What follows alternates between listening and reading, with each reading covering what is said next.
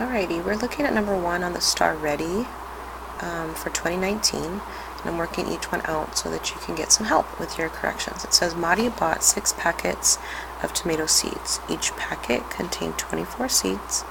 She planted 1 packet of the seeds and 15 seeds sprouted.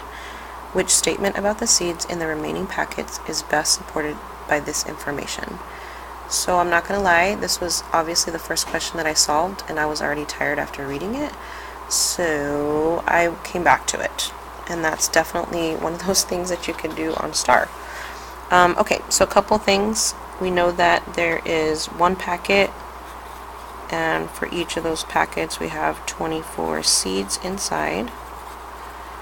But when I look at my questions here, we're talking about seeds and sprouting on each one, so I'm probably going to focus on that.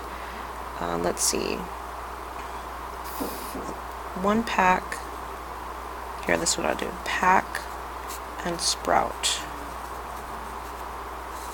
In 1 pack, there were 15 that sprouted, so that's going to go down here.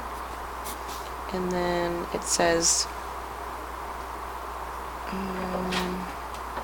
6 packets is what she bought, so I want to put that up there, and I want to know how many of those 6 packets sprouted. So this is my little proportion, and I don't really see a way to do a shortcut unless you want to go like this, right, times 15, and we would do times 15 over here, so 15 times 6, it gives me 30, and that's 90. So then when I look at my choices here, no more than 50 will sprout. That's not true.